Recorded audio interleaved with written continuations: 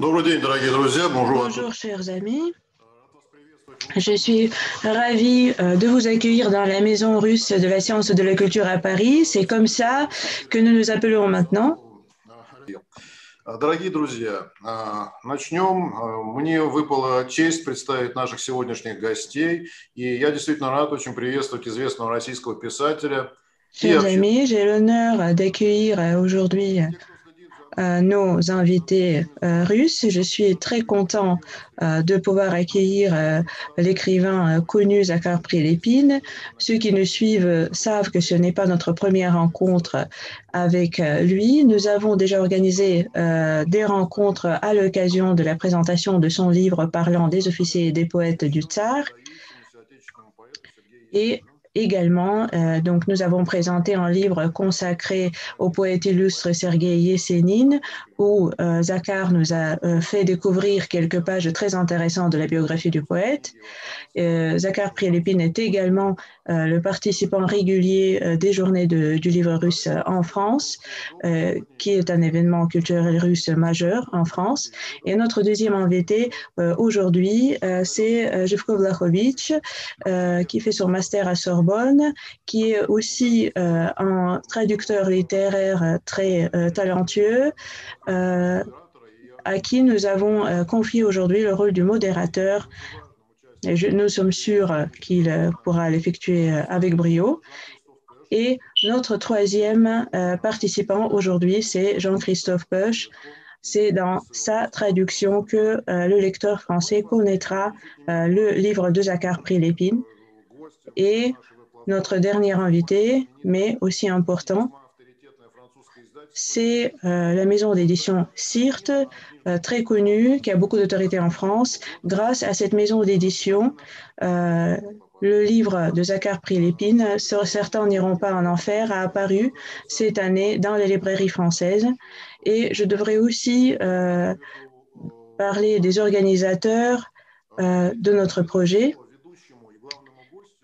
Et avant de passer la parole à notre modérateur et à notre invité principal, je voudrais supposer qu'aujourd'hui, on ne parlera pas seulement de la littérature, car Zakhar est celui qui connaît très bien la situation dans la région qu'il décrit, et cette situation devient assez tendue et imprévisible, et nous espérons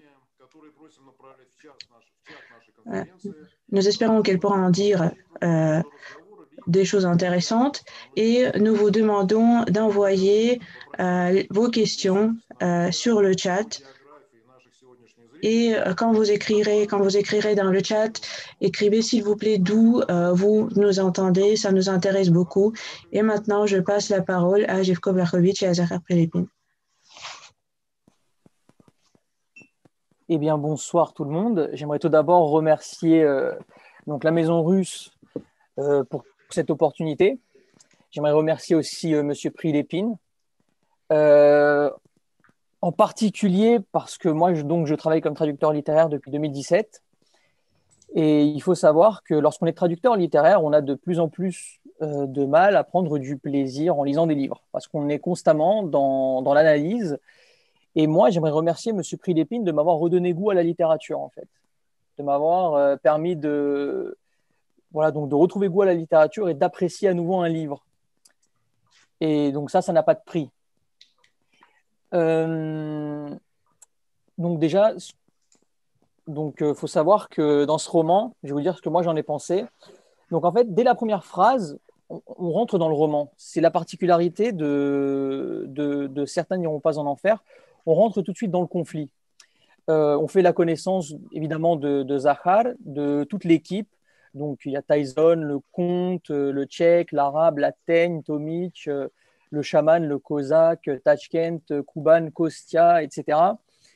Et en fait, le lecteur fait partie du quotidien de ces personnages. Il suit Zakhar dans cette aventure. Il pleure aussi, enfin, il suit aussi ses amis, il s'attache à eux, il pleure la mort de Kostia.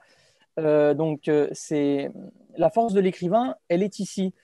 Et justement, je compare ça à un autre livre que j'ai lu. J'ai récemment lu un livre qui s'appelle La légende sur le suicide de David Vann. Et la force de ce roman, en fait, c'était l'émotion qu'on avait décelée dans la description par le menu du père par le fils, en fait. Lorsque le fils décrivait la fin de la vie de son père, on avait en fait tout de suite découvert la douleur avec laquelle, en fait, on avait découvert l'homme en lisant. Moi, j'avais découvert l'homme, et c'est ce que je découvre en fait en lisant Certains n'iront pas en enfer. En fait, ici, l'écrivain, en fait, on découvre l'homme, et je pense que ça, c'est la particularité de ce roman, et c'est ce qui le rend très fort. Et j'aimerais aussi en profiter pour féliciter donc le traducteur, Monsieur Jean-Christophe Peuch, parce que j'ai tout de suite reconnu la plume d'un traducteur sourcier qui a eu à cœur de respecter le style de Prix-Lépine et qui l'a rendu vraiment lisible pour le public français. Et j'aimerais le féliciter pour les emprunts, surtout pour les emprunts donc, qui viennent du jargon militaire.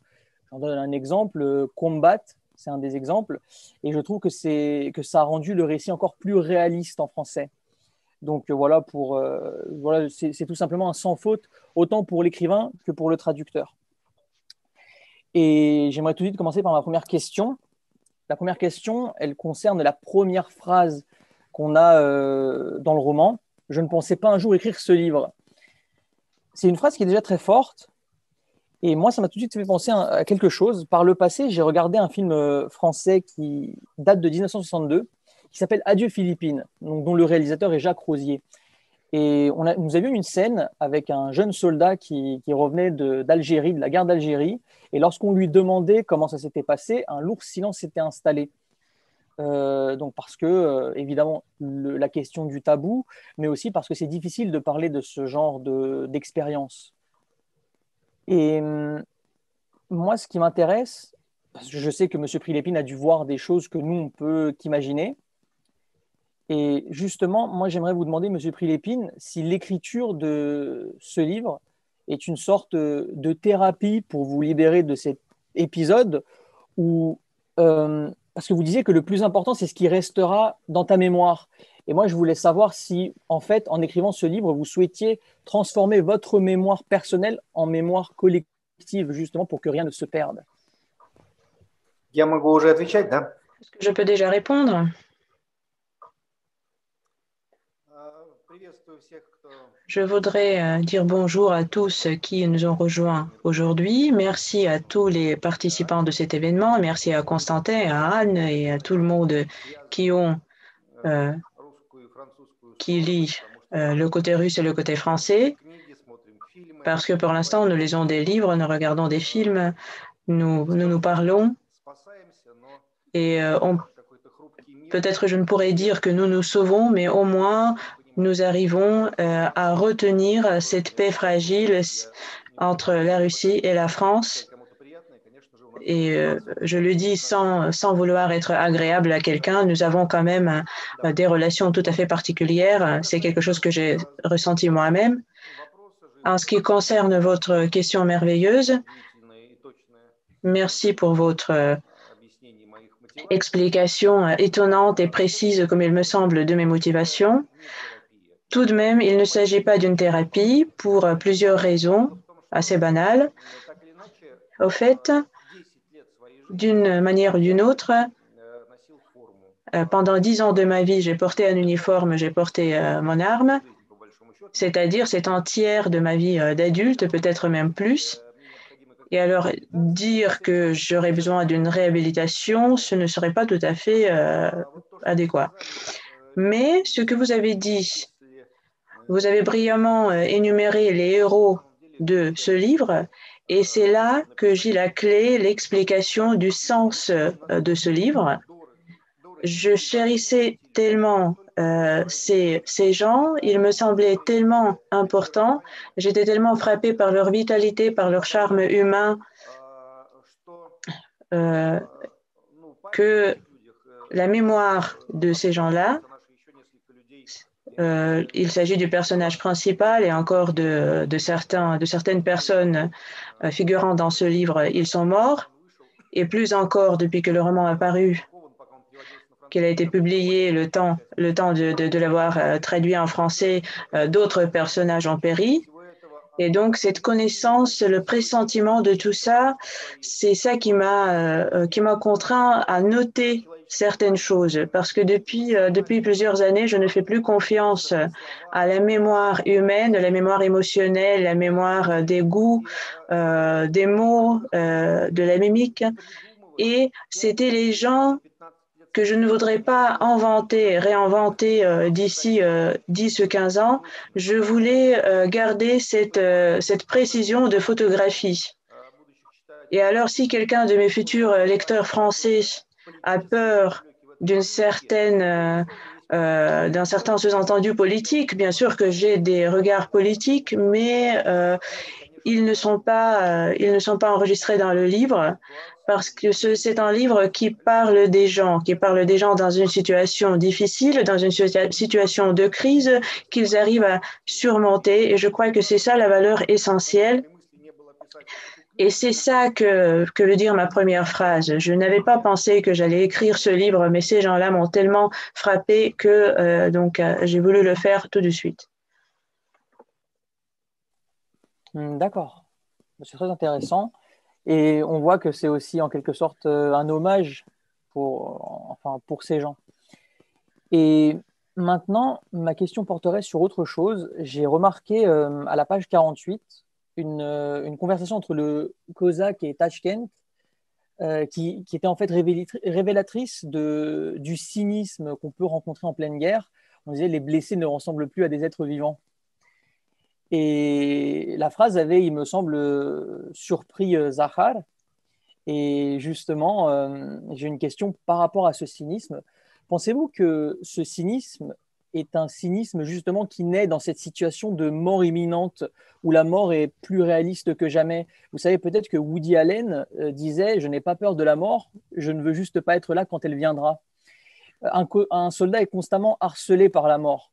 La mort est une sorte d'amante qui n'attend que le moment où le soldat lui tombera dans les bras, en fait. Et puisqu'on sait que la guerre change un homme, cette nouvelle réalité où la mort peut tomber à n'importe quel moment est-elle la cause du cynisme dont font preuve Tachkent et le Cosaque? Je vous avouerai que je ne me souviens pas par cœur de ce livre, donc effectivement, ça pourrait exister, effectivement, ce dialogue-là. Mais pour moi, ces actions, y compris les actions militaires et n'importe quel autre travail qui va de pair avec un danger pour la vie, ou tout simplement avec une observation de telles choses comme le travail d'un chirurgien, comme le travail d'un mineur, des gens qui travaillent sous l'eau. En fait, une société masculine qui se retrouve dans une situation difficile, ce n'est pas vraiment du cynisme. C'est quelque chose c'est une société qui se défait du faux politiquement correct, des faux, donc du faux de notre monde, de la censure en tant que telle. Quand une personne prononce un mot et tout de suite il est attrapé, on lui demande s'il aurait mangé quelque chose de pas catholique. Et c'est là que commence la thérapie dont vous parlez. Dans la situation où moi j'ai géré ce bataillon qui est donc décrit dans ce roman, et à un moment, j'avais 18 blessés graves qui avaient perdu 2 jambes, qui avaient donc la colonne vertébrale cassée, etc. Et naturellement, d'une façon naturelle, dans le milieu masculin, on commence à avoir une attitude spécifique envers cela qui pourrait susciter donc une surprise chez des gens qui se retrouvent, qui pourraient regarder ces gens tout à fait par hasard. Et il faut dire que ces blessés, les gens qui ont été blessés, certains de ces gens n'avaient pas où aller. Ils n'avaient pas de famille qui pourrait prendre soin d'eux. Les gens qui venaient d'autres pays, qui venaient d'anciennes républiques de l'Union soviétique. Par exemple, quelqu'un du Kazakhstan qui ne pouvait pas y revenir, il aurait fini en prison. Et donc, ils restaient tous dans mon bataillon. Et bien sûr que aller pleurer, embrasser les uns les autres, etc., ce serait vraiment quelque chose de malsain. On les traitait tout comme les autres. Ils allaient à la cantine avec tout le monde, ils regardaient la télé avec tous les autres. Et effectivement, il y avait des blagues que je ne vais pas reproduire parce que de toute façon, elle ne pourra pas être diffusée.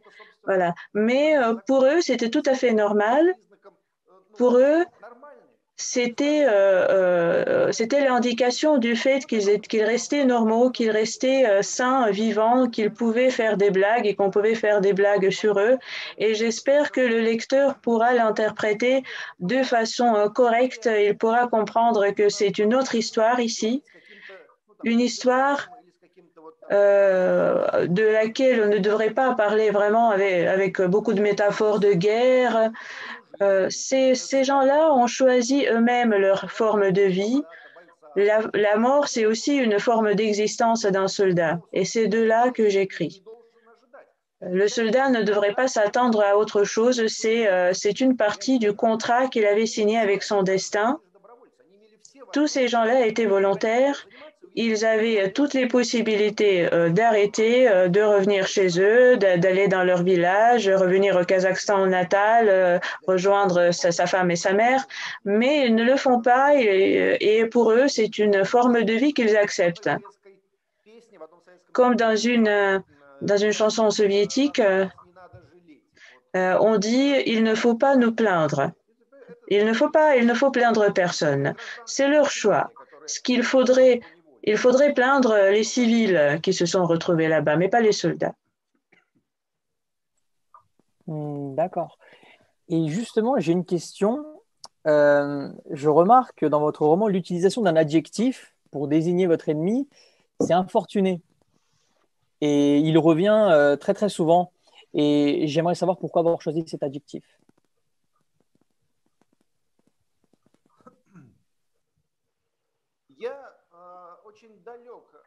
Je suis très loin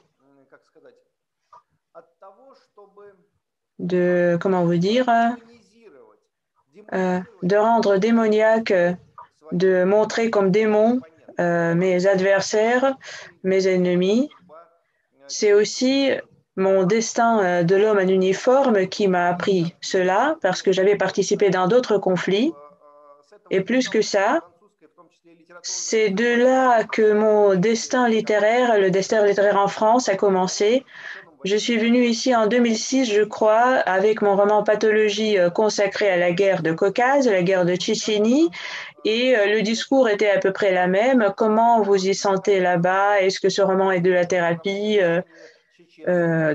Comment vous allez établir les relations avec le peuple tchétchène? Et à l'époque, je croyais que c'était une histoire incorrigible, qu'ils allaient jamais finir, que les blessures que nous nous sommes infligées, ces blessures n'allaient jamais guérir. Mais 15 ans se sont écoulés. Pour l'histoire humaine, ce n'est rien. Et je pourrais dire que les premiers volontaires que j'ai vus sur les territoires de Donbass, qui étaient venus pour combattre pour la liberté de Donbass, c'était les gens de Tchétchénie. Ce n'étaient pas des militaires professionnels, c'était juste les gens qui sont venus comme ça et qui ont dit que c'était leur choix personnel. Et tout d'un coup, il s'est trouvé, alors je ne vais pas essayer d'expliquer cette nouvelle histoire, mais cela s'est produit. On dit, il y a une phrase qui dit qu'en Russie, il faut vivre longtemps. Si vous vivez assez longtemps en Russie, peut-être un certain temps quand même, quand vous arrivez à avoir 2 ou 3 ou 4 guerres différentes, je comprends que le malheur, c'est quand tu fais la guerre et puis vient le temps et qui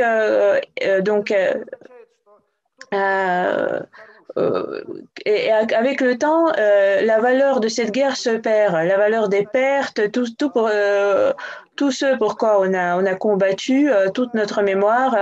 Donc ensuite, ça change. Et nous, on n'est que les otages des circonstances. En Tchétchénie, c'était la guerre des clans.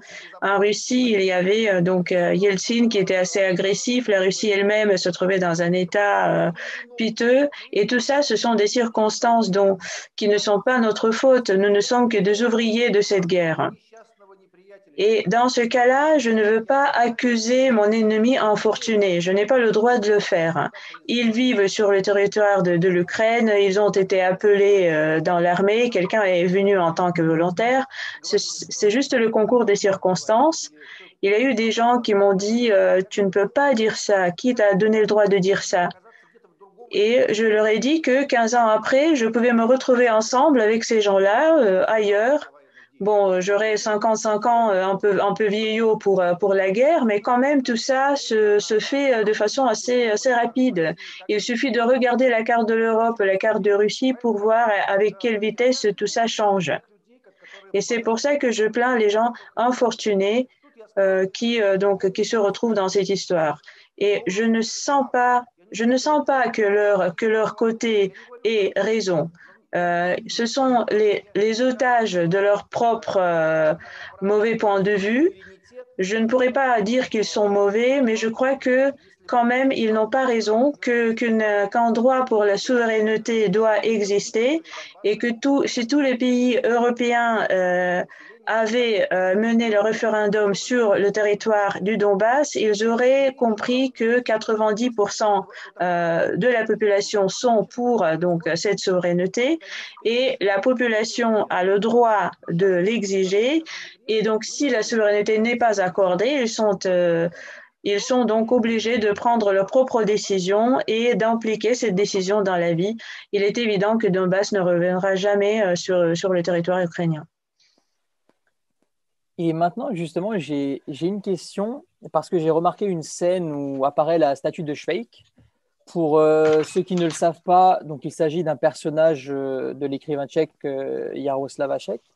Donc, c'est un personnage qui a eu plusieurs significations tout au long de l'histoire, mais celle qu'on a retenue dans le roman, c'est le symbole de la résistance. Et justement, vous êtes un écrivain engagé dans tous les sens du terme. Et moi, j'aimerais savoir si votre alter ego, Zahar, est le symbole d'une nouvelle résistance.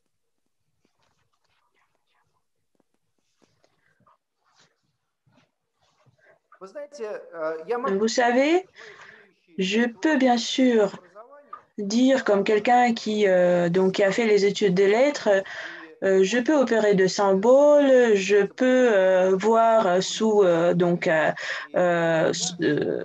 cette lumière symbolique mon arrivée là-bas et le personnage de Gachek, mais les événements eux-mêmes dans lesquels j'ai participé, ils sont symboliques d'eux-mêmes. Ils sont symboles tout simplement. Et heureusement, je n'ai pas eu à inventer un seul détail. Il n'y avait pas dans la ville de Donetsk, à Donbass, assez de casernes nécessaires pour placer les forces armées.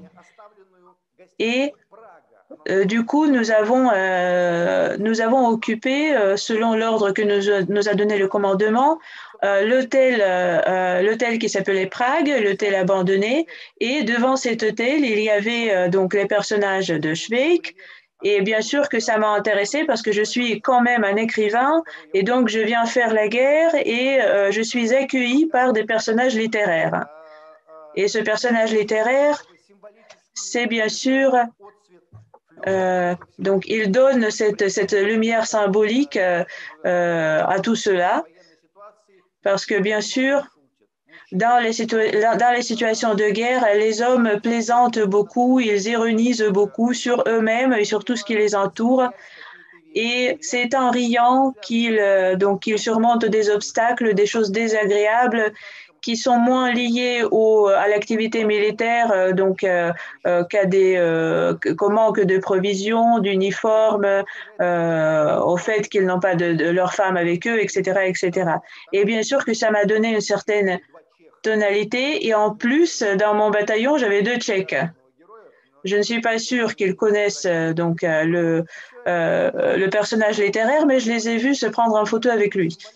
Et tout cela, c'était tellement symbolique que plusieurs symboles, plusieurs métaphores dont j'étais témoin, je ne les ai tout simplement pas introduits dans le roman parce qu'on m'a dit non, ça tu exagères, ça c'est trop littéraire. Et du coup, j'ai gardé Schweik, mais d'autres choses qui se passaient, j'étais obligée de les supprimer parce que parfois, la vie est encore plus, elle abonde plus en métaphores, en consonances, plus que la littérature elle-même. Merci. Et justement, forcément, ce qui m'a beaucoup intéressé, c'est votre rencontre avec Emir Kusturica, donc un grand réalisateur. J'ai remarqué au début votre rencontre donc avec lui, l'admiration que vous aviez envers lui. Et je vois qu'à la page 152, finalement, c'est Emir Kusturica qui vous dit « J'ai toujours voulu être comme toi, guerrier et écrivain ». Et justement, je voulais vous demander ce que ça vous fait d'entendre ce monstre du cinéma, ce monstre tout court, vous dire cela, quelqu'un que vous rencontrez et que vous appréciez, mais qui au final s'avère vous apprécier et vous envier.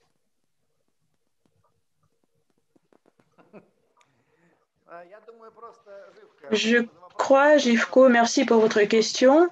Je crois que Émir, tout simplement, voulait me faire un compliment en tant que mon ami. Peut-être qu'il ne le pense pas tout à fait, mais bien sûr que je me suis souvenue de ce compliment, je l'ai retenu et sans aucune hésitation, je l'ai mis dans mon roman. Bien sûr, en tant qu'un garçon qui a grandi dans un village russe où il y avait 200 maisons, 400 habitants, un petit village avec des vaches. C'est là que je vis toujours, en fait. De façon métaphysique, je continue à y vivre. Bien sûr, je ne pouvais supposer ni à 4 ans, ni à 14, ni à 24 ans, ni peut-être à 34 ans. Je ne pouvais supposer que mon destin allait se croiser avec des personnes qui pour moi se trouvaient dans une autre dimension parce que je connais les films de Kusturica peut-être depuis les années 90, le début des années 90, et c'est un énorme délai.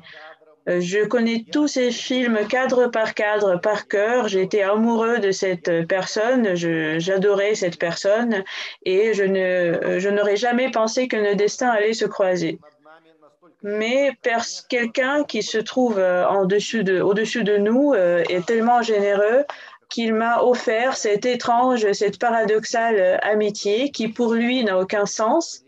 À quoi bon lui sert un Zakhar Prilepine de la Russie, mais c'est lui qui m'a retrouvé, etc. Et bien sûr, je ne peux même pas formuler vraiment mes sensations. Il me semble que c'est un rêve étonnant, que peut-être comme cela s'est déjà produit dans la littérature russe et française, je suis un héros aventurier qui se fait passer pour un autre. En Russie, c'est Ostap Bender, par exemple. Mais il y a d'autres personnages dans d'autres œuvres littéraires. Et parfois, j'ai l'impression qu'on m'avait confondu avec un autre. Peut-être que Kusturica m'a confondu avec une autre personne. Et après, je me touche le visage avec les mains et je me dis non, c'est bien moi. Et du coup, je continue. Donc aujourd'hui, il est en Russie, il faut aller le voir. Et c'est une belle rencontre. Et justement, en parlant de Kusturica, nous savons que la spécialité de Kusturica, c'est la fantasmagorie. Et votre roman est un roman d'autofiction fantasmagorique, où la fantasmagorie est quand même difficile à cerner à première vue. Et j'ai repéré un élément intéressant, et je vous laisse me donner votre avis. Euh, dans le lien entre Zahar et Zakharchenko, avec lequel vous entretenez des liens fraternels, j'aimerais savoir si la fantasmagorie se cache en fait ici. Zahar et Zakharchenko qui a un suffixe typiquement ukrainien. C'est dans cette correspondance j'aimerais savoir si c'est dans cette correspondance que se cache la fantasmagorie.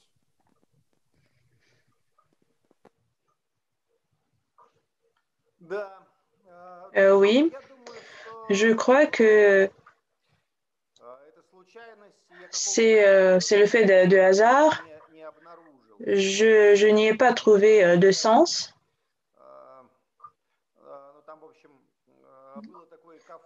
Il y avait un café là-bas, à Donetsk, qu'on voulait appeler chez Zakhar.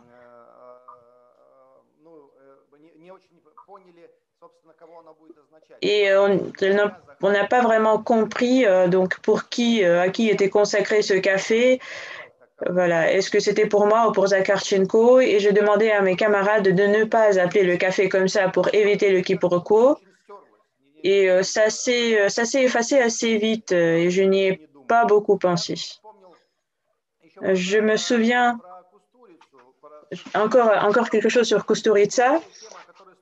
Il y a un autre thème donc, sur lequel on pourrait réfléchir. Kusturica est quelqu'un de très tendre, donc un réalisateur qui est tourné vers l'homme, qui a énormément de tact, qui est amoureux de la faiblesse humaine, de la fragilité, cette fragilité cristal de l'être humain. Et en même temps, c'est le réalisateur de guerre. La moitié de ces films parle des combats, de la violence, et c'est lui-même qui s'en étonne parce que lui, il est loin de tout cela. C'est pas à cela qu'il s'était préparé, c'est pas ce qu'il voulait. Ces décors où quelque chose tout le temps explose, fait du bruit. C'est bizarre, mais c'est comme si le destin le poussait vers un espace qui n'est pas pour lui. Lui, il comprend la vie comme un miracle. Et c'est dans ce sens-là qu'on est qu'on est proche l'un de l'autre. Moi aussi, je perçois la vie comme un miracle, comme un cadeau. Et ce miracle se passe sur le fond d'une tragédie sans fin. Et Kusturica, donc il voulait mettre sur l'écran mon autre roman, le roman qui parle donc du goulag. Et alors, je ne savais pas comment, j'essayais de m'imaginer comment ça pourrait être. Donc ce roman-là mis en œuvre par Kusturica. On se souvient bien de ses films avec les tziganes, etc. Et de l'autre côté, un spectateur attentif de Kusturica sait qu'il sait tout faire, qu'il sait faire l'histoire, les poèmes épiques, le réalisme, le surréalisme, il peut tout faire. Mais peut-être j'aimerais mieux qu'il filme Certains n'iront pas en enfer, mais ça, malheureusement, ça ne risque pas d'arriver. Et Kusturica m'a aussi proposé de figurer dans l'un de ses films, et moi je lui ai proposé de chanter une chanson avec moi. Maintenant on est éloigné par le destin, par le coronavirus, mais j'espère qu'on pourra quand même collaborer un jour. Et en ce qui concerne Zakhar et Zakharchenko, c'est de ça que je voulais parler. Alexandre Vladimirovitch Zakharchenko, qui était le chef de la République populaire de Donetsk, lui, il percevait la vie comme un miracle. Il était quelqu'un de très vital, très humain, très vif, qui riait beaucoup. C'était quelqu'un qui avait le penchant à des actes non pas politiques, mais des actes humains. Et ce côté humain qui le distanciait des politiciens modernes, bien sûr, cela frappait. Et quand je lui ai dit que j'allais amener Emir Kusturica, que Emir Kusturica voulait venir à Donetsk, elle était très ravie. Malheureusement, tout cela n'est pas arrivé. Et justement, puisque nous parlons de Zakharchenko, j'ai une question. Dans votre chronique de guerre, ceux du Donbass, vous terminez le roman sur une petite note d'espoir avec j'ai parfois l'impression que cette chronique n'aura jamais de fin. Il va falloir un jour trouver une solution à tout ça parce que l'état des choses actuelles n'arrange personne. Travaillons, mes frères. Donc, on finit quand même sur une note d'espoir. Il faut travailler. Et parce que tout n'est pas terminé. Alors que dans Certains n'iront pas en enfer, Donc nous avons l'assassinat malheureusement de Zakharchenko. Et vous terminez avec « Plus aucune lumière ne s'allumera, plus personne ne composera son numéro en souvenir du bon vieux temps. C'est la nuit totale. » Est-ce que vous pensez qu'avec la disparition malheureuse de Zakharchenko, c'est aussi la disparition d'un dernier espoir, de quelqu'un qui représentait un espoir, plus que jamais?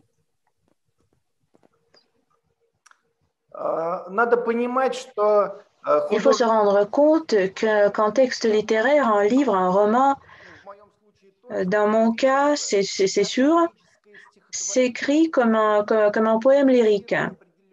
Cela n'enregistre qu'une émotion bien définie.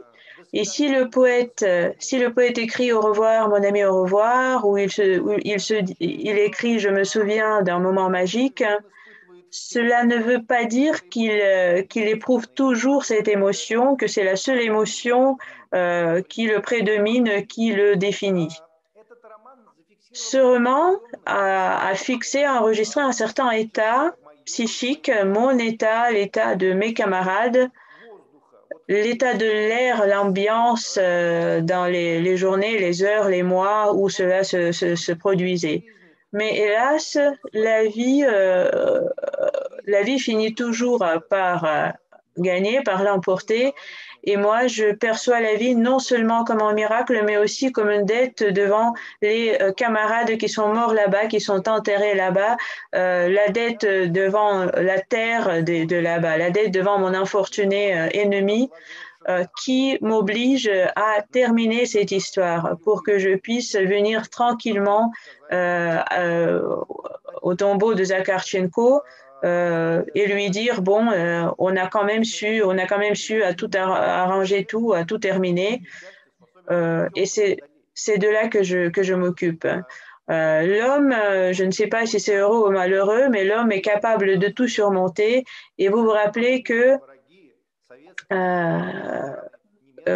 15 ans ou 20 ans après la fin de la Deuxième Guerre mondiale, les anciens combattants allemands et russes ont fini par se rencontrer, ont fini par se mettre à table ensemble et de parler de certaines choses qui est tout à fait inexplicable après le cauchemar qui s'était produit.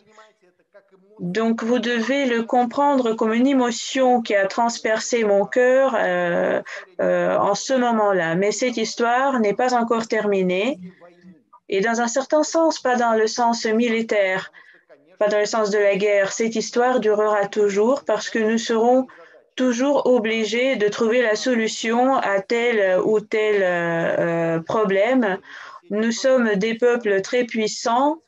Voilà, et donc nous vivons avec nos voisins, à côté de nos voisins, et nous sommes obligés de trouver la solution à nos interactions, tout comme nous devons savoir interagir en France et trouver la solution à nos relations avec la France, trouver les codes communs qui nous unifient, des codes culturels, des codes chrétiens, et c'est un travail qui n'a pas de fin. Le travail que nous sommes en train de faire. Et ensuite, nous allons transmettre ce que nous avons pu formuler aujourd'hui, nous le transmettrons à la génération qui nous suivra. Et justement, il y a une scène dans le roman que j'ai remarqué, c'est le bombardement de l'internat. C'est une scène très forte. Et en fait, dans cette scène, j'ai remarqué l'humanité dont fait preuve Zakhar, donc votre alter ego. Vous avez été en Tchétchénie, au Donbass. Et justement, moi, ce qui m'intéresse, c'est comment parce que on sait qu'il y a le fameux stéréotype du soldat. On dit souvent que les soldats ne font pas preuve d'humanité, alors que vous, c'est tout le contraire. Et justement, moi, j'aimerais savoir comment est-ce qu'on peut faire après avoir vu quand même 2 conflits pour garder la tête froide et surtout conserver son humanité après tout ce qu'on a pu voir.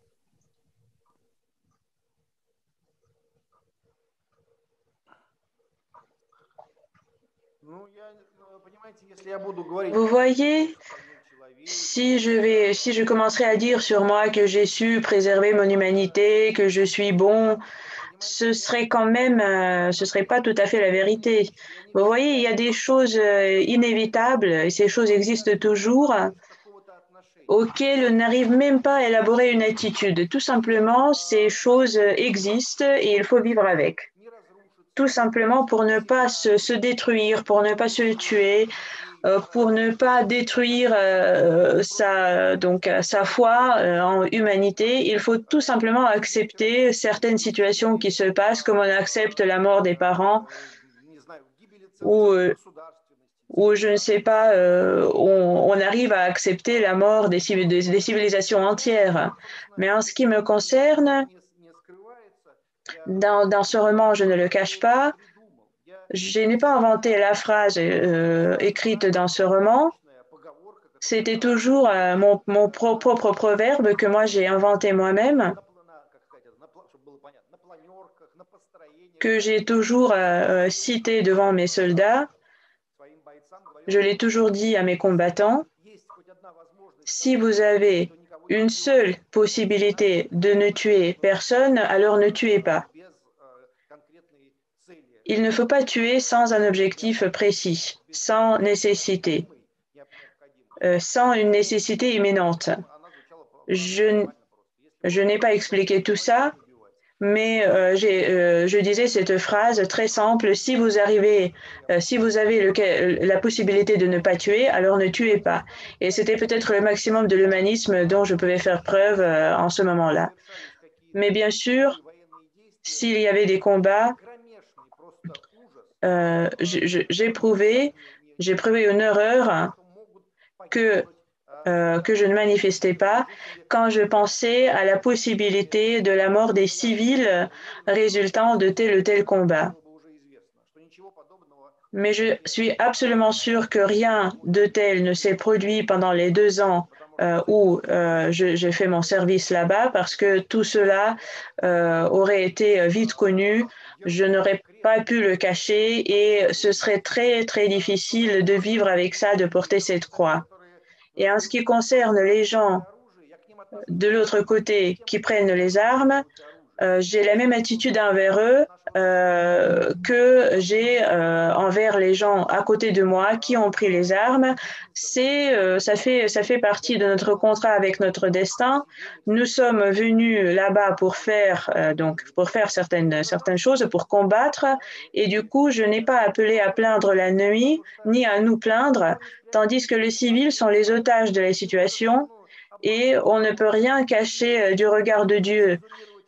On peut tromper des gens, on peut censurer des informations, on peut même se tromper soi-même en se disant que bon, c'est pas toi, c'est quelqu'un d'autre qui a tiré, mais il y en a un qui voit tout ça et qu'on ne peut pas tromper.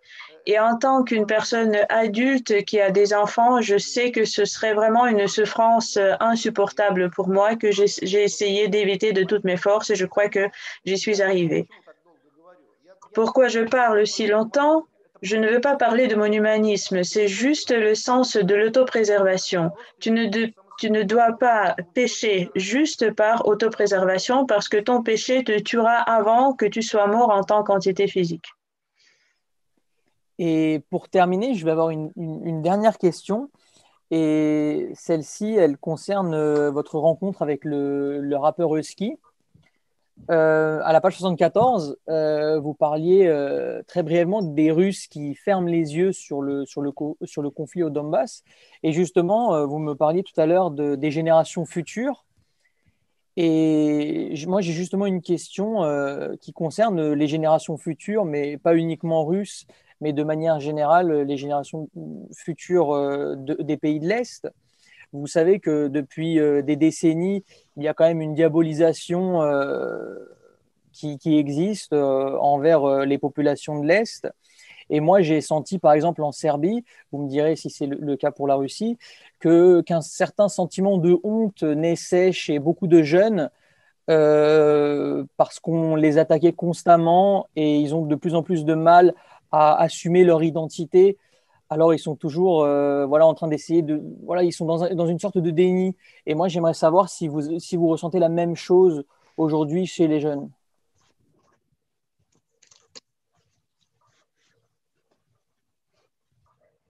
Je crois que les histoires sont proches, effectivement. Chez les Serbes et les Russes, c'est sûr.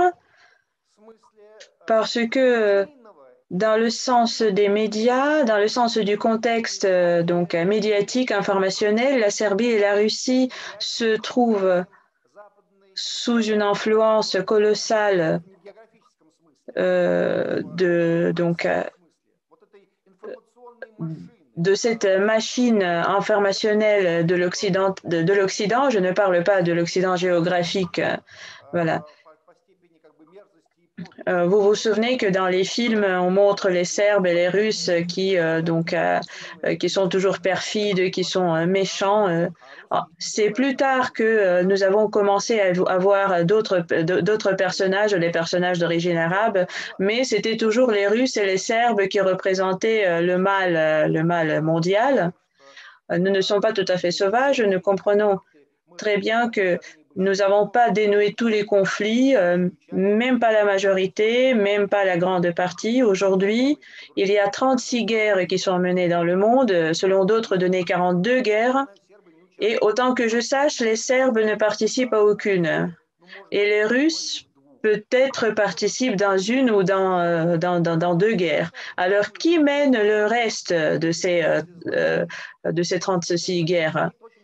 Pourquoi on ne les montre pas en tant que méchants? Peut-être qu'ils viennent des pays civilisationnés qui ne sont pas associés avec le mal dans l'œil du spectateur. Et de l'autre côté, ce que je voudrais dire, pour nous rassurer, ce n'est pas caractéristique seulement pour nous. Il y a même un livre français, je ne sais plus, un auteur en B, donc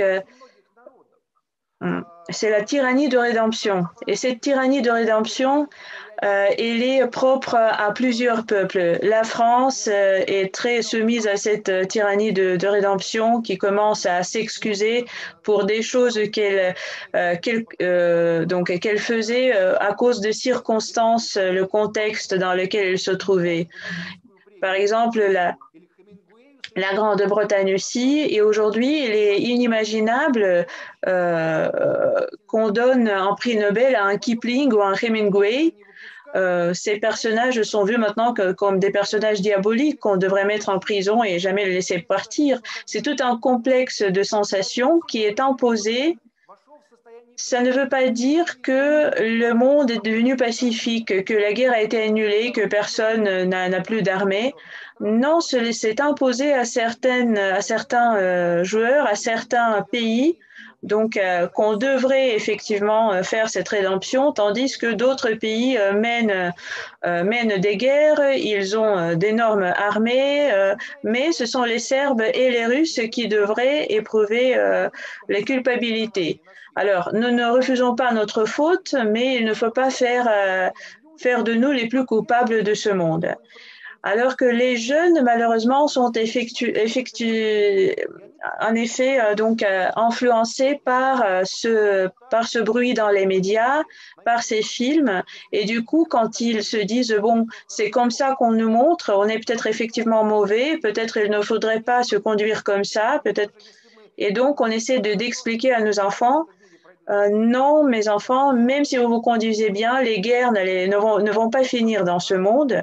Voilà. Nous aussi, on a une partie de faute, mais il y a des guerres qui sont menées sans nous.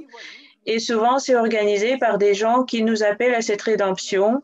Et ces gens font la guerre aujourd'hui, ils vont faire la guerre demain, et ils ne vont pas s'excuser, tandis que nous, on s'excuse. Il y a donc une sorte de fausseté mondiale. Alors, je ne voudrais pas dénoncer quelqu'un ou dire que ce n'est pas permis. Alors, effectivement, nous sommes des participants de tout ça, mais nous ne sommes pas les personnages principaux. Et si on se retrouve sur le banc des accusés, il faut qu'on s'y retrouve avec tous les participants de cette histoire, pas seulement un Russe, un Serbe et deux Tchèques qui ont servi dans mon bataillon. Eh bien, moi, j'aimerais encore une fois vous remercier. En ce qui me concerne, moi, ça a été un plaisir de lire votre livre et j'invite vraiment tout le monde à l'acheter parce qu'il en vaut vraiment la peine. Et je pense que les gens prendront beaucoup de plaisir à le lire. En tout cas, j'espère qu'ils en prendront autant que moi, j'en ai pris.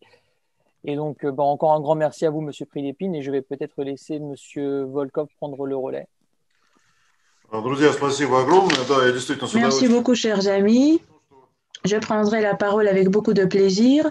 Alors, je ne peux pas ne pas le mentionner. Nous avons un nombre énorme de participants de différents pays. Il y a 11 villes françaises, l'Ukraine, la Biélorussie, la Finlande, la Pologne, la Serbie, la Russie, à Saint-Féropol, Saint-Pétersbourg, à Moscou et d'autres. Alors, vous voyez vous-même.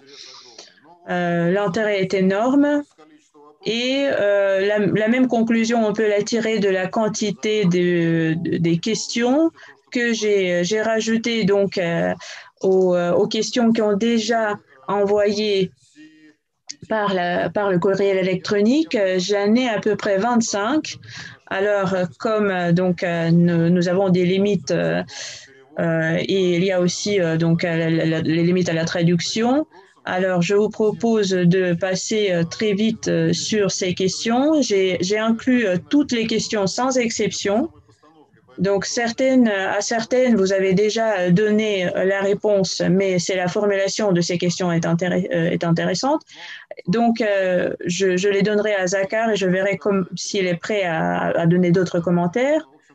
Un tiers de ces questions concernent la littérature et bien sûr, les 2 tiers, ce sont les questions de la guerre et paix. Alors, il y a 4 questions littéraires. Donc, quelle est la finalité de la littérature? C'est la première question. Quelle est pour vous la finalité de la littérature? Donc, la réponse, toutes les finalités qui concernent des notions comme le changement de l'homme, changement de l'humanité. Si l'écrivain se pose ces questions, c'est-à-dire qu'il est schizophrène parce qu'il s'agit de quelque chose de tout à fait impossible. Quand mon père est mort, sa mère, ma grand-mère, elle était complètement illettrée. Elle m'a demandé, alors, il a lu tellement de livres, mon père. Comment il a fait? Il a lu tellement de livres et il ne savait pas qu'il ne fallait pas boire autant de vodka. Ça devait se trouver dans le livre. Et alors, effectivement, les livres sont perçus souvent de cette façon qu'on écrit dedans qu'il faut faire des bonnes choses, qu'il ne faut pas dire de gros mots, etc. Tandis que la littérature, c'est la fixation des émotions humaines les plus complexes. C'est un enregistrement de ces émotions le plus honnête et le lecteur comprendra lui-même comme il pourra. Alors, vous savez, normalement, on ne donne pas la parole à ceux qui lèvent la main. Il vaut mieux écrire sur le chat. Deuxième question. Vous maniez la plume et l'épée, comme avant vous Aldrey Munro, Thomas Lawrence, Ernst Junger et d'autres, ce qui se fait rare aujourd'hui. Seriez-vous anti-moderne? Je crois que c'est un petit peu difficile parce que Ernst Junger, c'était l'un des idéologues de conservatisme. Donc, mais bon, la question n'est pas adressée à moi. Je crois qu'on peut continuer cette liste avec Stendhal ou Apollinaire ou encore Exupéry, etc., etc. C'est une liste énorme. Et je crois justement que cette liste en tant que telle, c'est peut-être la raison, contre toute fausseté qu'on essaie à imposer à l'homme moderne. Exupéry, Kipling, n'importe qui, ils étaient beaucoup plus honnêtes. Parce que la force d'un homme littéraire, c'est de poser des questions implacables. Et dans ce cas-là, les modernistes, les traditionalistes, ça n'a pas tellement d'importance.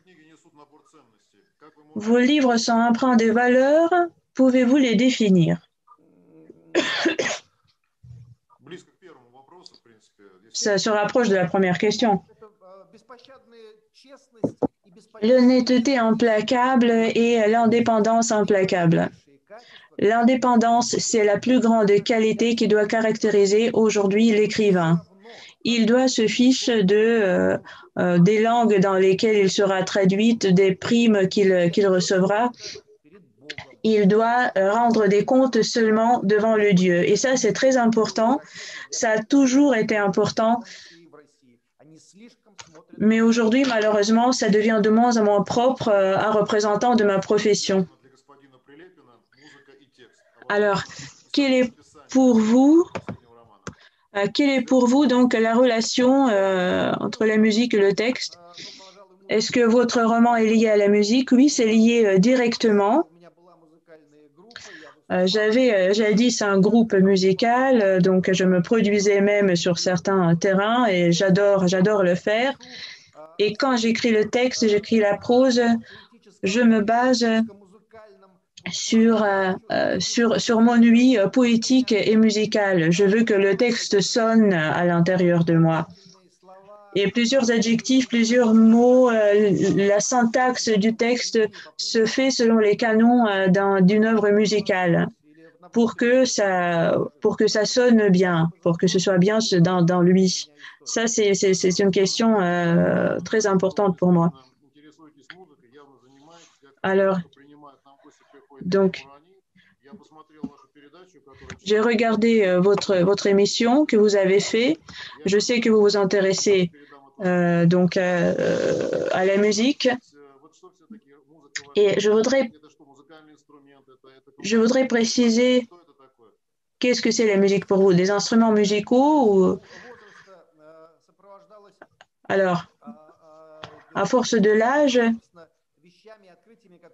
donc j'avais des découvertes musicales que j'ai vécues dans ma jeunesse, bien sûr, rock'n'roll, blues, funk,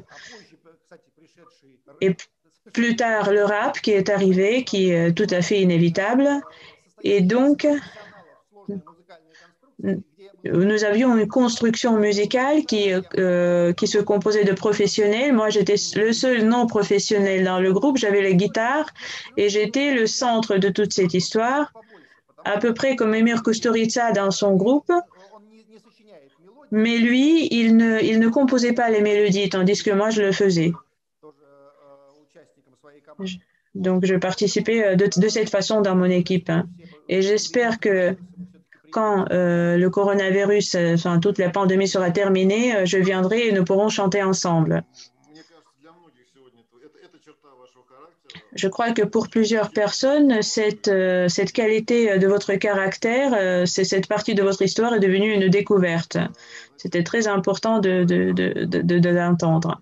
En continuant les questions littéraires, il y a donc un homme des lettres de Lyon qui dit qu'il a adoré votre personnage le conte. Est-ce qu'il s'agit d'un personnage littéraire ou d'un homme réel? Alors, certains n'iront pas à l'enfer à cette particularité que presque tous les personnages, à une seule exception, sont appelés par leur propre nom et ce sont des personnages existants. En Russie, il se fait que nous savons que en Russie, le lecteur principal du livre, c'est la femme russe, la fille russe. Et alors, les lectrices me demandent tout le temps, montre-nous la photo du conte, montre-nous la photo d'un autre personnage. Et j'ai toutes les photos. Et tous ces gens ont lu ce livre écrit sur eux. Dieu merci, ils en sont restés satisfaits de leur représentation. Donc, bien sûr, vous pouvez retrouver tous ces personnages sur mon site ou vous pouvez m'écrire sur Instagram, je vous montrerai. Alors, en finissant les questions littéraires,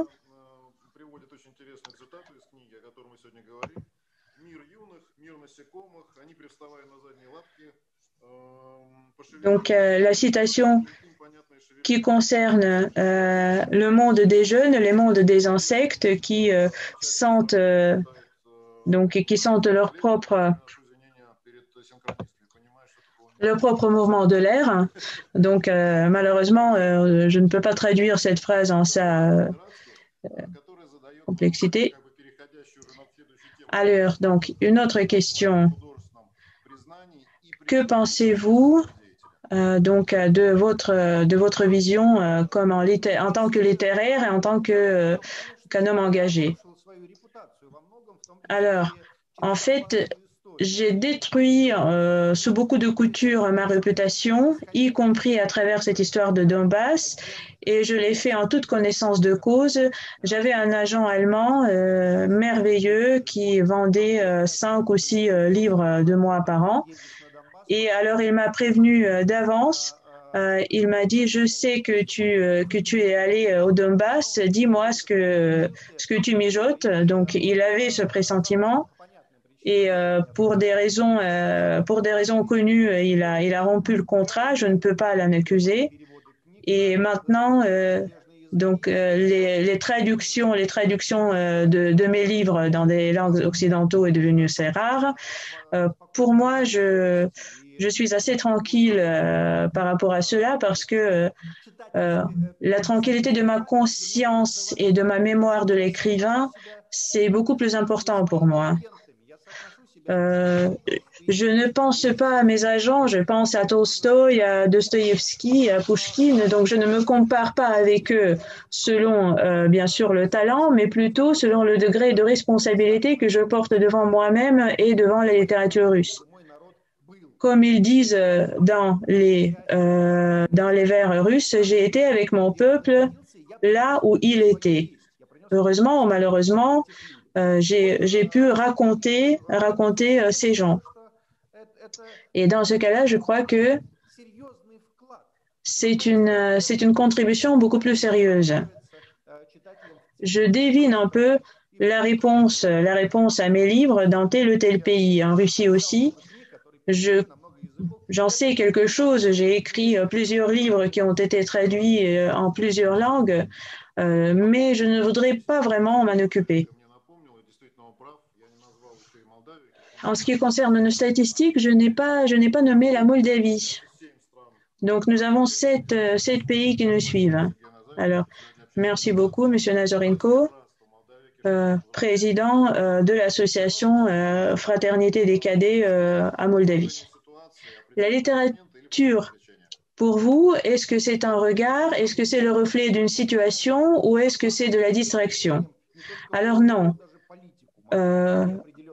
Je peux qualifier tout de distraction, la politique, enfin même, non seulement la musique, mais aussi la politique, parce qu'il y a des choses dans la politique qui pourraient difficilement être traitées sérieusement, surtout quand je me vois dans de grands bureaux sous les drapeaux, entourés d'hommes très sérieux avec lesquels je mène le dialogue. Mais la littérature, c'est la chose la plus sérieuse. Peut-être seulement les relations avec mes enfants sont aussi sérieuses pour moi. Chaque mot que j'écris, j'en porte la responsabilité entière et je ne l'ai jamais vu comme un moyen de gagner de l'argent ou je ne négocie pas et je ne joue pas avec ça et je ne conseille pas aux autres de le faire. Alors, ce n'est pas pour rien que je nomme tous les pays et que j'essaie de lire toutes les questions, parce qu'en même temps que sur le Zoom, nous sommes diffusés sur YouTube et là, les gens ne voient pas ce qui est écrit sur le chat, donc je voudrais bien que ce soit reflété sur YouTube. Alors, apparemment, il y a un 8e pays qui nous regarde, l'Espagne. Alors, dans un de vos interviews sur les officiers et poètes, vous dites qu'aujourd'hui, on préfère parler des victimes que des combattants. Est-ce qu'on peut dire que votre roman est appelé justement à parler des soldats pour leur rendre la gloire qu'ils méritent? Bien sûr. Alors, il ne faut pas comprendre mes mots comme si je faisais des priorités. Je ne dis pas, oui, les soldats, bien sûr, et les victimes, on ne va pas en parler. Non, j'ai écrit beaucoup de choses concernant la population civile et pendant un an, j'ai roulé dans ma propre voiture sur tous les territoires de Donbass en apportant l'aide humanitaire. Donc, j'ai une fondation humanitaire où j'ai investi beaucoup de mes propres moyens, mais il y a certaines aberrations de la perception Nous avons déjà parlé de ces temps, des temps de Hemingway et de Kipling, et aujourd'hui, on devrait avoir honte d'être militaire. Donc, on devrait peut-être justement prendre la faute sur soi. Et c'est bizarre parce que nous voyons les Américains, nous voyons les hommes donc, qui apportent partout la démocratie et ça m'amuse un petit peu. Alors, est-il important pour vous de nous parler de votre expérience militaire pour décrire la réalité des combats dont nous, Occidentaux, ne savons pas tout? Alors, ce serait effectivement mon but si j'étais sûre que mes livres seront traduits dans d'autres langues, mais malheureusement, c'est une exception caractéristique seulement pour quelques pays. Pour le pays étonnant comme la France, qui traduit tous ses livres, pour le pays étonnant comme Serbie, qui les traduit pour des raisons assez évidentes. Parmi les littéraires qui ont participé donc, au Maïdan ou qui ont participé dans les combats du côté de Kiev, il y a 30 auteurs à peu près qui ont été traduits en langues étrangères. Il y a un auteur russe qui se trouvait du côté ukrainien, donc le nom de famille c'est Loïko, et le livre a été traduit dans une trentaine de langues, il est sorti dans des centaines de milliers d'exemplaires. Et donc cette machine des médias, cette machine d'édition de certains pays occidentaux, il est réglé pour ne refléter que le seul côté de cette guerre. Et donc, moi, je ne dirais pas qu'il ne faut pas les publier. Je demande juste qu'on nous publie aussi, voilà, pour que les gens puissent voir la vérité. Donc, je ne pose pas vraiment ce but parce que je sais que ça ne va pas être traduit. En France, ce miracle est arrivé. Peut-être plus tard, les livres seront traduits. Et de toute façon, je ne veux pas parler des combats. Ce n'est pas de ça que je parle. Je parle de l'être humain. Je parle de l'être humain dans une situation de crise. Et dans ce roman, certains n'iront pas en enfer. Les combats ne prennent que 30% du livre. Il y a Kusturica, il y a Monica Bellucci, Nikita Mikhalkov, le réalisateur russe, plusieurs personnes, beaucoup de personnes que vous pourrez reconnaître. Mais c'est important. La guerre, c'est le personnage principal, mais ce n'est pas le personnage qu'on voit tout le temps dans le roman. Je crois que le fait que nous menons cette rencontre avec la traduction en français et le fait qu'on pourra retrouver cette rencontre dans les réseaux sociaux, c'est aussi la contribution dans la promotion de votre vision, de votre point de vue et de votre plateforme idéologique.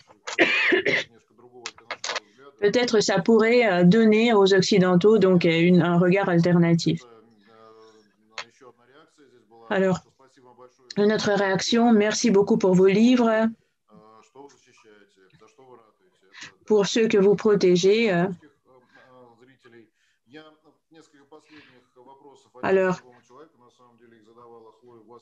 donc en fait, les dernières questions, c'était Chloé Basseri qui les a posées. Votre livre est une partie de la culture russe, mais c'est un petit morceau et il montre un processus très difficile pour la compréhension des étrangers.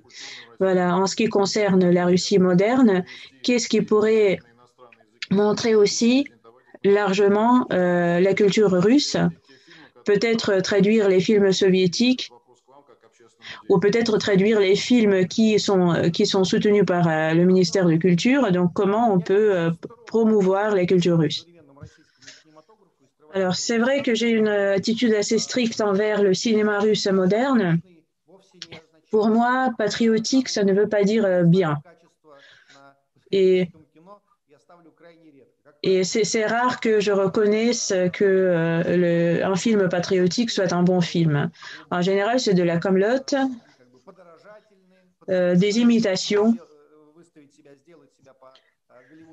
qui essaient de se construire selon des modèles hollywoodiens qui sont très prévisibles en ce qui concerne leur sujet au regard de leur stylistique aussi. Et dans ce sens-là, la perte de l'identité russe, de l'identité soviétique, je la vis très douloureusement. Dans la littérature, il y a beaucoup moins de finances. Le monde littéraire n'est pas basé sur le principe financier, et donc il y a beaucoup plus d'honnêteté et plus de responsabilité. Et donc, pour connaître l'homme russe, je voudrais ramener les livres, non seulement les livres qui montrent un intelligent qui souffre dans les tyrannies, dans les despoties russes, dans le goulag éternel. Bon, j'ironise un petit peu, mais effectivement, en Russie, il manque parfois la liberté. Mais parfois, ce thème est trop exagéré. Il y a des gens qui souffrent, qui ont beaucoup de possibilités, des possibilités qui dépassent les possibilités des écrivains occidentaux. Mais je voudrais que les lecteurs de l'Occident connaissent les livres qui parlent de la Russie profonde, du village russe, des moujiks, des bonnes femmes qui font le travail simple, le travail humain. Par exemple, Anna Zvereva avait parlé des écrivains de village de la Russie profonde. Je ne dis pas qu'il faut le lire au lieu de Ludmila Olitskaya, mais avec Ludmila Olitskaya, bien sûr, il faut le lire parce que cela donne une optique plus large, un regard plus large. Et le cinéma soviétique dont vous avez parlé, non parce que c'est soviétique, parce qu'on reflète là-bas cette quintessence du temps, des caractères de l'époque, l'explication, pourquoi le peuple russe est comme ça, pourquoi il est allé dans l'espace, pourquoi il a emporté la guerre, pourquoi il a su le faire. Ces films-là l'expliquent. Vous ne le comprendrez pas en regardant le cinéma patriotique moderne, parce qu'il ne s'agit pas d'un cinéma qui parle de nous, mais qui parle de l'image de nous qu'on voudrait voir. Je ne sais pas si je suis assez claire. Vous savez, je voudrais m'adresser à nos lecteurs, donc à nos spectateurs qui parlent français. Donc, il y a un seul traducteur qui traduit en français. Et nous parlons assez vite tous les deux.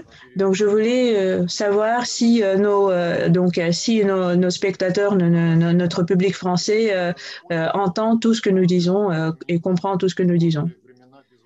Alors, donc c'est le bloc de guerre et paix qui commence.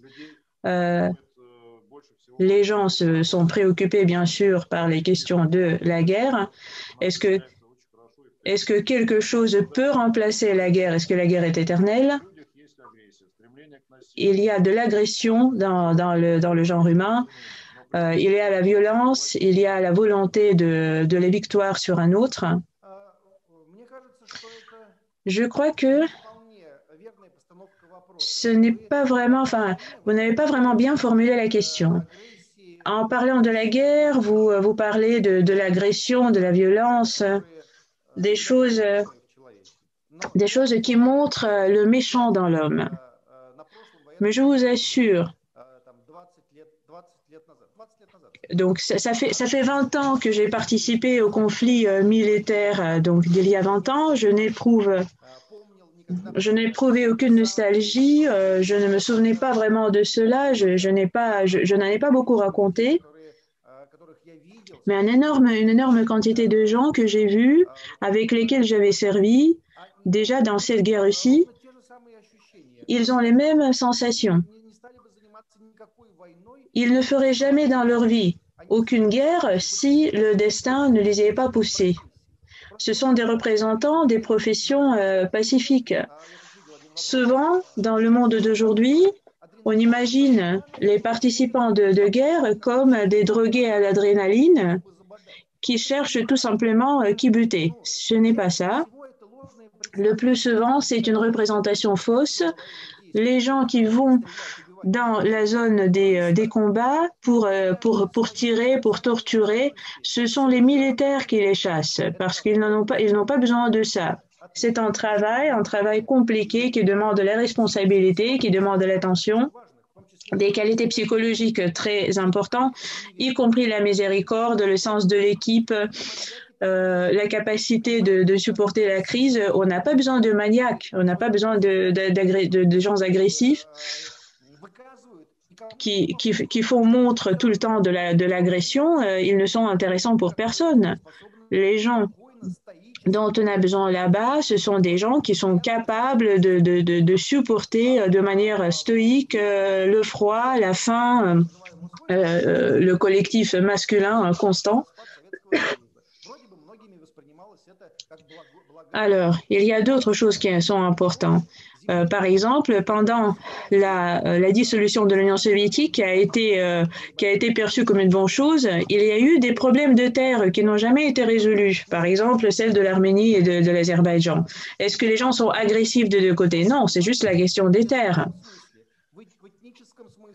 Alors, est-ce que Donbass est agressif? Non, c'est juste que dans le sens linguistique, dans le sens ethnique, ils se perçoivent plutôt comme des Russes que comme des Ukrainiens. Et la quantité de ces terres, donc de ces terres discutées, il est énorme. Et ces terres c'est toujours un lieu où le conflit risque de réapparaître.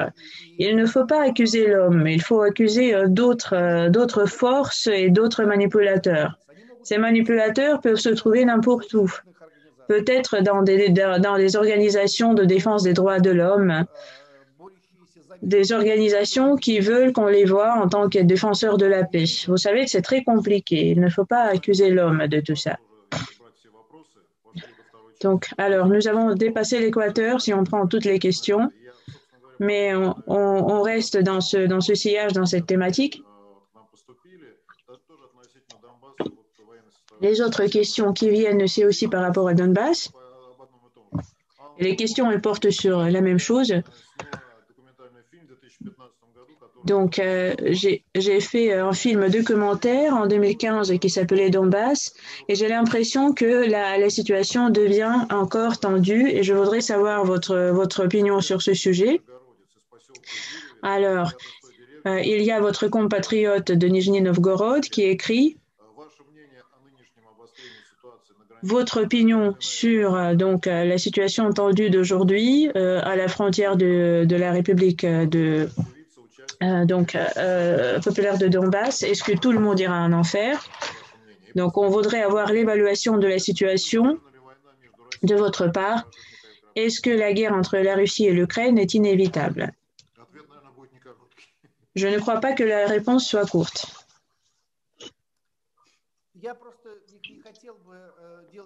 Tout simplement, je ne voudrais pas faire de déclarations, de grandes déclarations.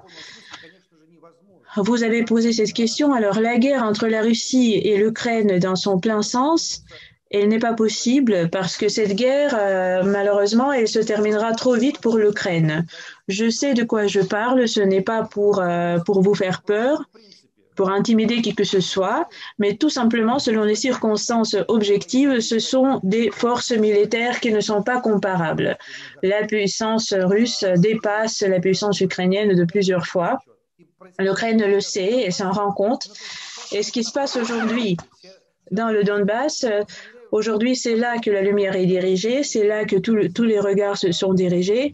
Mais je vous assure que ce genre de l'attention, ces situations apparaissent 2 ou 3 fois par an régulièrement et des fois, elles provoquent beaucoup plus de victimes. La dernière fois, c'était lié au championnat du monde de football. Et donc, il y a eu des dates soi-disant concrètes, des dates concrètes de l'attaque ukrainienne. Donc, du coup, je suis allée poser la question à Poutine. Qu'est-ce qu'on ferait si l'Ukraine commençait à attaquer le Donbass? Et il a dit que Kiev risquait de perdre le pouvoir politique. C'était quand même une déclaration très dure. Il n'a pas dit on va aider de façon humanitaire, on donnerait à ces gens-là la possibilité d'aller en Russie. Il a parlé de Kiev et il a dit que c'est Kiev qui allait perdre le pouvoir politique et vous devez comprendre ce qui se cache derrière cette déclaration. Et bien sûr que la Russie s'inscrira dans cette histoire parce que plusieurs joueurs politiques de l'autre côté s'y sont inscrits, y compris les Américains. Et bien sûr que nous ne laisserons pas, nous n'abandonnerons pas le Donbass et l'Ukraine donc s'occupe de la on va dire de la pression, de faire de la pression politique et c'est lié aux questions économiques. Il y a les problèmes donc du gaz, les problèmes de pétrole, il y a la Syrie, d'autres choses qui sont impliquées. Et en fait, il s'agit d'un énorme échiquier sur lequel jouent des gens qui n'ont jamais vu aucune guerre. Et aujourd'hui, ils essaient d'influencer la Russie, d'avoir l'impact sur l'Europe, sur les accords de Minsk. Mais je vous rappellerai, surtout pour le côté ukrainien, que les accords de Minsk ont été signés donc quand l'armée ukrainienne avait tout perdu, quand l'armée ukrainienne n'existait plus, et que les miliciens de Donbass auraient pu avancer dans toutes sortes de directions. Et à Kiev, il y avait le chaos. Ils comprenaient que des forces armées pouvaient se retrouver à Kiev assez vite. Et malheureusement, pendant ces dernières années, le côté de Kiev a oublié cela, ou peut-être que quelqu'un lui avait promis de l'aide politique ou militaire. Et moi, je voudrais quand même dire à M. Zelensky de ne pas faire des choses irréfléchies. Alors, des questions qui concernent Kiev. Donc, un journaliste qui est revenu du Haut-Karabakh, où elle a vu donc les mercenaires turcs. Donc, est-ce qu'on peut s'imaginer que ces mercenaires, que certains djihadistes se retrouvent avec l'armée de Kiev? Là, regardez, c'est tout un thématique commun. Il y a déjà une discussion. Donc, Dimitri de Koshko, on a parlé aujourd'hui des journées du livre russe dont il est le co-organisateur. Alors, il écrit que peut-être les mercenaires de Kiev vont attaquer le Donbass, que les Américains ont financé d'autres armes. Donc, qu'est-ce qui se passe? Est-ce que c'est possible? Alors, je n'exclus pas une telle variante, une telle option, mais aujourd'hui, on voit très bien qu'il s'agit de la pression psychologique. J'ai vu ces vidéos où on amène des chars en train pour que tout le monde ait le temps de les prendre en photo. Si le but du côté ukrainien était d'attaquer, il aurait pu pendant 1 mois, 2 mois, ou 5 mois, transporter leurs armes de façon plus discrète et avec un moins grand effet médiatique. Pour moi, c'est la pression psychologique. En ce qui concerne les mercenaires, ils peuvent venir de n'importe où. Je vous assure qu'ils ont participé, que les mercenaires ont participé dans les combats de tout début, c'est-à-dire en 2014-2015, et que leur quantité était énorme. Ce sont des professionnels qui ont une grande expérience, mais cela n'intimide pas vraiment les gens parce que, bon, ce n'est pas très, très grave. Par exemple, quand les Russes sont venus, tous les mercenaires se sont cachés dans les coins. Je ne veux pas dramatiser la situation. Je crois que c'est M. Zelensky qui devrait regardé avec beaucoup d'attention la biographie politique de M. Saakashvili, qui avait aussi été conseiller du côté américain, à qui ils avaient promis qu'il allait conquérir sans problème les territoires. Il ne faut pas commettre la même erreur, ça ne va pas marcher. Parlons de la situation de Donbass d'un autre coin, de notre point de vue, en tant que représentant de Rossotrudnichestvo, en tant qu'une chaîne, donc en tant qu'une partie de cette chaîne des organisations qui s'occupent à la promotion de la langue russe, de la civilisation russe. Donc nous nous intéressons à ce qui se passe en Ukraine avec la langue russe, avant tout dans le sens humain. Alors, que pensez-vous de la politique de Kiev dans le domaine donc de l'éducation en langue russe qui est mal vue en Ukraine? Donc, à quoi cela peut mener? La langue russe.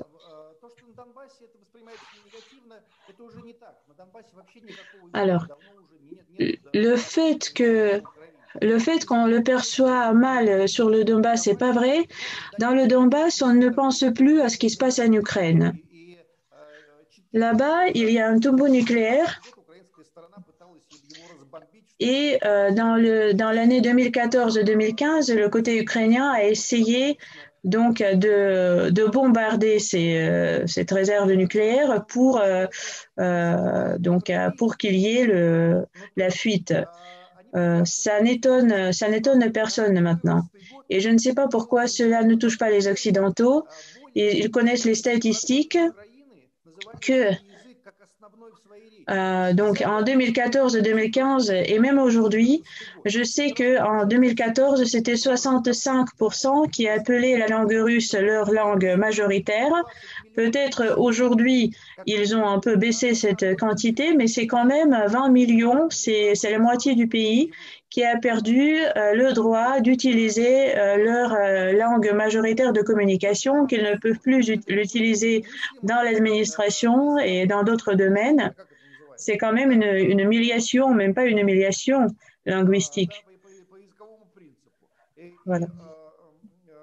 C'est la discrimination linguistique et je crois que n'importe quelle organisation qui ferait qui remplirait honnêtement ses devoirs, elle devrait quand même s'impliquer dans cette histoire de protester. Mais de l'autre côté, je suis assez cynique dans cette question-ci. Je crois que le pouvoir ukrainien elle a voulu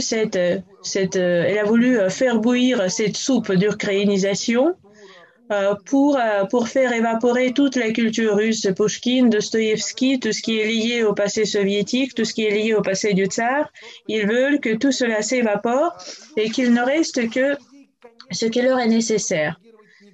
Et bien sûr que la réaction de la majorité des gens sera négative à tout cela.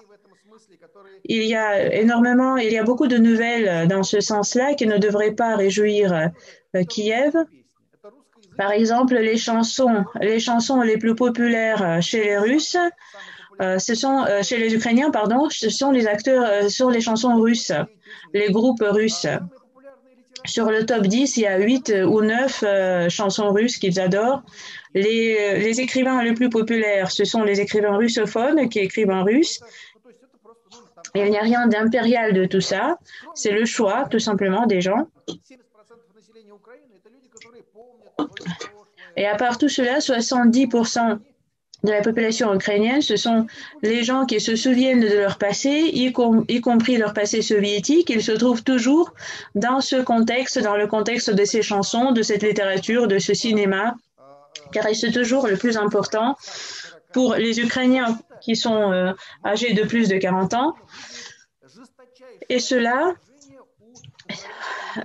dans ma vision, donc ces mesures-là vont provoquer une réaction très très négative chez les lecteurs ukrainiens. Si aujourd'hui les gens avaient le droit de voter pour un parti pro-russe, ce parti pro-russe aurait gagné. Mais tout simplement aujourd'hui, on ne leur donne pas cette possibilité. ils essaient d'humilier ces partis, mais ça va se retourner contre eux. Aujourd'hui, ils disent que c'est la main du Kremlin, que ce sont les agents de l'influence, mais non. Ce sont Poroshenko et Zelensky qui l'ont fait avec leur politique anticulturelle humiliante.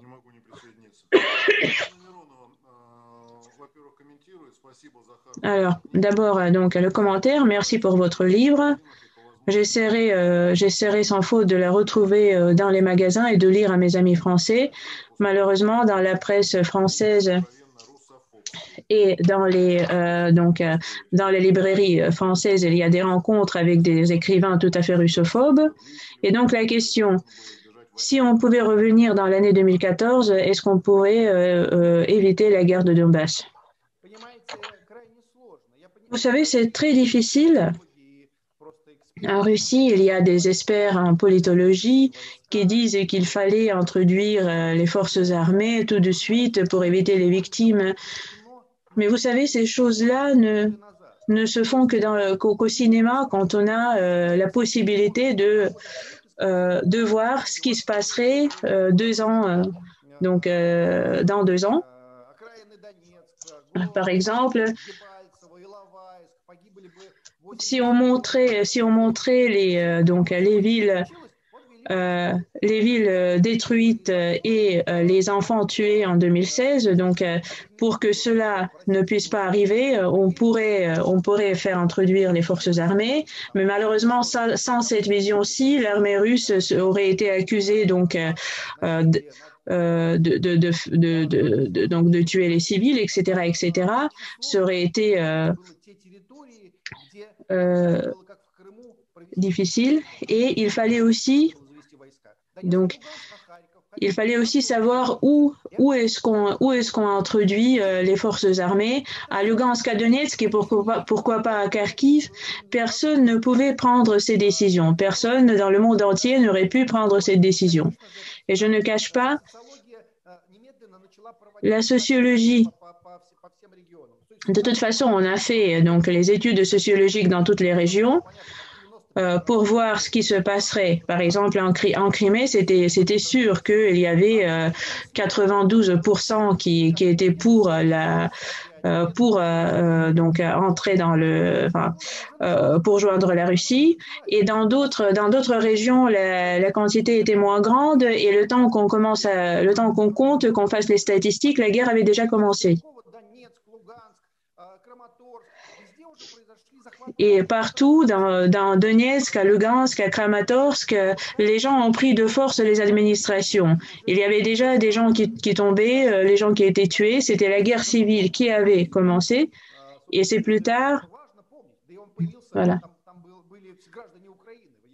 C'est plus tard qu'il y a eu des forces armées, un bataillon russe, mais il était surtout formé des citoyens ukrainiens. Alors, une question difficile de la personne qui se trouve sur les lieux des combats. Alors, est-ce qu'il y a donc les idées sur la possibilité de ramener Donbass en Ukraine? Dans le texte de votre livre, donc, il y a Zakharchenko qui propose de faire la petite Russie de cette région, c'est-à-dire c'est un essai de l'autonomie, autonome par rapport y compris à la Russie. Donc, Zakharchenko était obligé de combattre pour l'autonomie économique par rapport à Moscou. Les généraux croient que Donbass resterait finalement, appartiendrait finalement à l'Ukraine. Qu'est-ce que vous en pensez? Moi, je ne cesse de dire depuis 2014 que Donbass ne resterait pas ukrainien, et la Russie a investi d'énormes finances pour transférer l'économie de Donbass sur les rails russes. Et ensuite, la même chose s'est produit avec l'éducation, avec les universités, avec l'armée. Aujourd'hui, vous avez 600 000 passeports Ensuite, il y en aura 2 millions, 3 millions, tout le monde aura des passeports russes. Et bien sûr que Donbass n'est plus dans l'état de revenir en Ukraine, y compris pour une raison assez rationnelle, qui m'est désagréable, mais qui marche quand même. S'il ramène le Donbass sur le territoire ukrainien, ça va raviver l'histoire de Crime, de la Crimée. Et bien sûr, c'est aussi une grande perte médiatique. Personne en Russie ne pardonnera une telle option. Je vous assure, Donbass ne sera jamais plus ukrainien. Donc toutes ces affirmations, je comprends leur sous-entendu émotionnel, mais c'est une option qui est exclue. Alors, je vous demande l'autorisation de poser encore 3 questions. Notre spectateur, notre auditeur de toujours, nous écrit dans le livre de Steve Pinker sur la nature humaine, nous voyons que la quantité de conflits et la quantité des morts ne cesse de réduire même si on ne le voit pas. Est-ce que la vie sans la guerre est possible? Parce qu'avant, la vie n'avait pas été aussi violente qu'aujourd'hui. Dans quelles conditions, ça c'est déjà ma question, ça pourrait advenir? Alors, pas parce que j'écris des livres dessus, mais parce que je lis d'autres livres, je ne peux pas m'imaginer cette situation. On ne l'aura jamais, il ne faut pas l'espérer et il ne faut pas en accuser la nature humaine, Trump ou Biden ou Poutine. C'est une partie de la civilisation humaine. Je voudrais quand même corriger un petit peu vos paroles. Aujourd'hui, il y a plus de personnes dans le monde qu'avant, mais selon les pertes, selon les morts, les réfugiés, nous dépassons de loin le Moyen Âge. Nous avons des centaines de milliers de personnes qui quittent les lieux de conflit et le nombre de conflits dépasse toutes les époques d'avant et donc il n'y a vraiment aucune raison de dire que l'humanité progresse, que quelque chose a vraiment changé. Il y avait 13 guerres en 1698 et ensuite il y avait maintenant il y a eu 55 guerres et chaque année dans le monde il y a eu de nouvelles guerres. Donc l'histoire ne cesse pas. Pourquoi elle cesserait? Parce que nous avons décidé que c'était mal. Vous croyez qu'il y a un millier d'années les gens ne savaient pas que la guerre c'est mauvais? Ben non. C'est comme annuler l'argent, c'est comme annuler les banques, les intérêts financiers, la cupidité humaine, qui pour moi est une raison beaucoup plus importante que l'agression. C'est surtout la cupidité. Est-ce qu'on peut l'annuler? Est-ce qu'on peut la supprimer? Oui, pourquoi pas? Oui, on peut aussi supprimer la jalousie, la haine. Alors, deux dernières questions. En parlant de la machine informationnelle, aujourd'hui en Ukraine, il y a le centre de lutte contre la désinformation qui commence à fonctionner et Kiev met beaucoup d'espérance dans ce centre. Alors, est-ce que vous êtes d'accord que la force douce de Russie a vraiment une influence très forte, y compris dans la sphère culturelle? Alors, dites-nous des compléments. Ce qui a l'influence, c'est surtout le sens commun. Nous sommes forts en sens commun. En Russie, une partie de gens est déjà agacée par la présence de commentateurs ukrainiens dans nos talk-shows qui sont assez agressifs, qui ont leurs propres convictions et personne n'est préoccupé par leur possibilité d'exprimer leur point de vue, au contraire de M. Zelensky. Alors si nous on arrivait à la télévision ukrainienne, on aurait été dans les tops de rating et c'est C'est de ça que Zelensky a peur plus que tout. Il ne combat pas la désinformation, mais il combat l'information qui est nuisible en tant que telle, parce qu'ils avaient établi un monde de désinformation où ils peuvent combattre le sens commun. Et donc, c'est un combat qui est voué à la perte, parce qu'il s'agit de créer une société des miroirs déformés. Et de toute façon, cette société finira par cesser d'exister, et pas à cause de la Russie, pas à cause des rappeurs ou des chanteuses russes ou donc de Gifko, par exemple. On ne vous pose aujourd'hui que des questions philosophiques, y compris la dernière. Et je crois que c'est très bien pour terminer de belle façon. Pendant votre dernière arrivée à Paris, nous avons parlé de votre parti. Beaucoup d'eau est écoulée sous le pont depuis. Vous avez donc fait une liaison avec d'autres partis. Votre parti s'appelle Pour la vérité. Et alors, la question qui paraphrase la phrase fameuse du film Frères, alors où est la vérité, frère?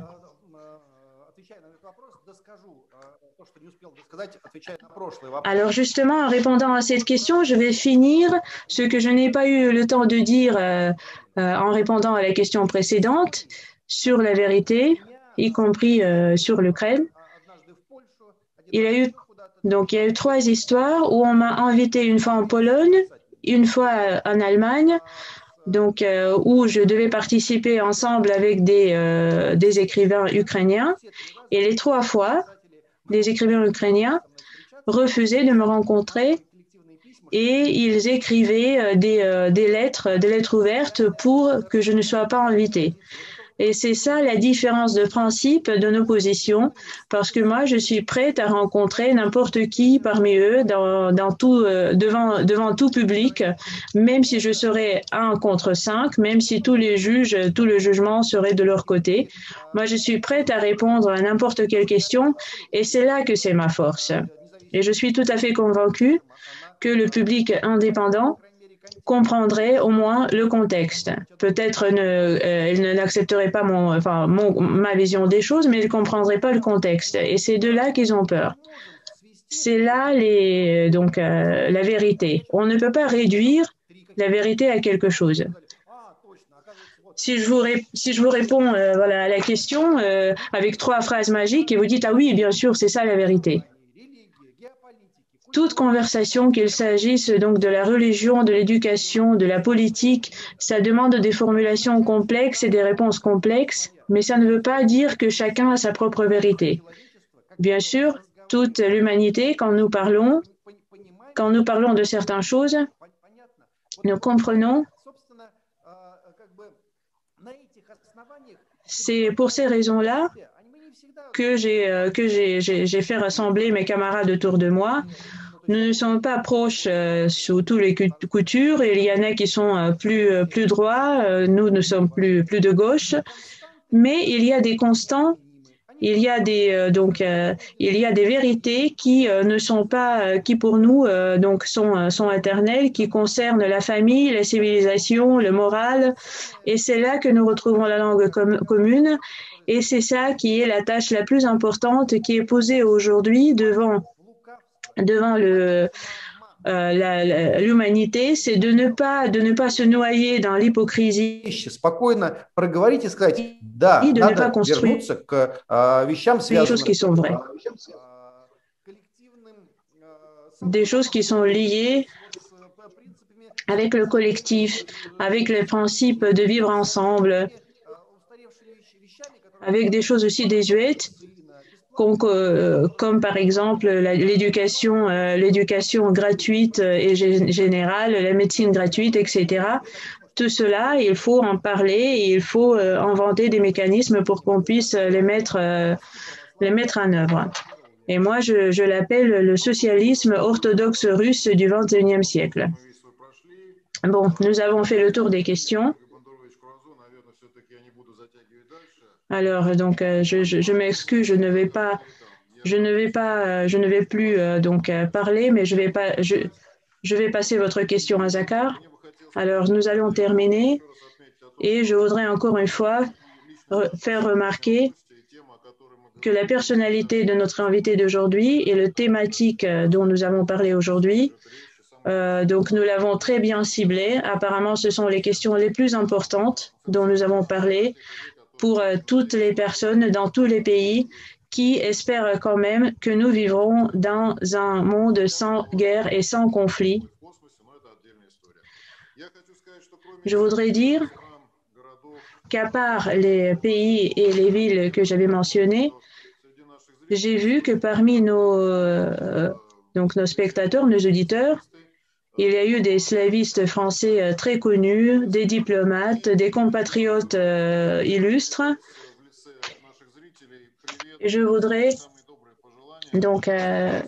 dire bonjour et de souhaiter toutes les bonnes choses au Conseil ukrainien de compatriotes russes. On sait que ça ne va pas très bien, mais ça finira par bien aller. Et je voudrais remercier Zakhar pour cette rencontre merveilleuse. À chaque fois, pendant nos conversations, nous faisons le plein de découvertes. Alors là, je vois que les questions continuent à venir et donc ça veut dire qu'il faudrait tout simplement vous offrir une tribune. Et je voudrais alors remercier les traducteurs, enfin les interprètes qui ont quand même su arriver au bout de leur tâche. Et bien sûr, je remercie tous les participants. Nous n'avons pas sélectionné de questions, nous avons cité toutes les questions, nous avons parlé à tous les thèmes qui nous intéressent et nous continuerons. Merci beaucoup, je me joins à toutes vos paroles.